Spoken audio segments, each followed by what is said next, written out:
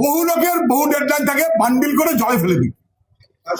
মোহাম্মদ সেলিম অনেকবার আপনাদের কাছে বলেছে, নতুন কোনো কথা তার মধ্যে মোহাম্মদ সেলিমের বলার দরকার হয়নি, কারণ আনরিলেটেড। মানে কারোর দেখুন, অনেকে অনেক কথা বলে, সবার সব কথার উত্তর আমি দেবো? আপনি বলছেন আমি উত্তর দিচ্ছি, কিন্তু XYZ হরিদাস যদি এসে বলে আমি কি তার উত্তর দিতে যাবো? সবসময় হয় না।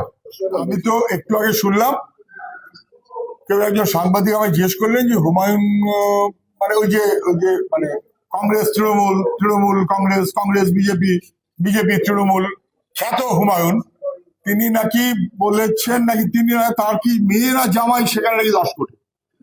হুমায়ুনের কথার উত্তর দিতে অসুবিধা হয়, তার আমার মেয়ে জামাই, যে কোনো প্রশ্ন আসা কোনো মানে নেই, ওটা হুমায়ুনকে জিজ্ঞেস করুন।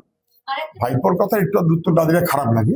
ভাইপো আজকে পার্লামেন্টে বা কোথায় ভেতরে বাইরে কি বলেছেন যে বিজেপি একটা ওয়াশিং মেশিন দল ইত্যাদি, তাই তো?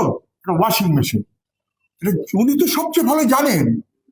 ওনার বাহিনী ওয়াশিং মেশিনে পাঠিয়ে তাকে আপাতত ফর্সা করে রেখেছেন, পরে আবার তাকে ফেরত নিয়ে আসবেন বলে অভিষেক ব্যানার্জি, যেহেতু তিনি সবচেয়ে ভালো বলতে পারবেন।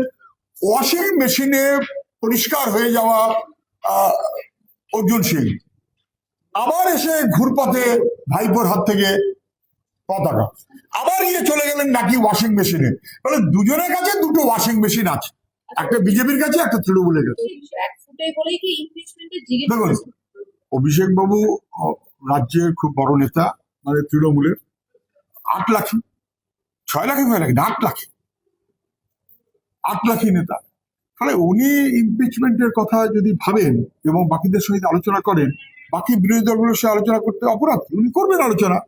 যদিও তারা তো আপনার বলতে পারে যে আচ্ছা বিজেপির বিরুদ্ধে কখনো কোনো কথা আসলে ওম বিড়লার বিরুদ্ধে তখন তো আপনি থাকেন না মশাই, সেটা উত্তর উনি দেবেন। 5-7 10 দফায় ভোট হবে পশ্চিমবাংলায়, এটা তো পশ্চিমবাংলায় নেওয়ার ছিল না, কে করলো, কেন করলো? এ দাবি কার? এ দাবি মমতা ব্যানার্জি। দেখুন, যে বলে আমি মিমের সঙ্গে যাবার জন্য তৈরি, মানে বিজেপির বকালমি মিম, তার সঙ্গে যাবার জন্য তৈরি, তার ডেডলাইনের কথার উত্তর আমি দেবো কেন? ওটা উত্তর মিম দেবে, অন্য কেউ দেবে।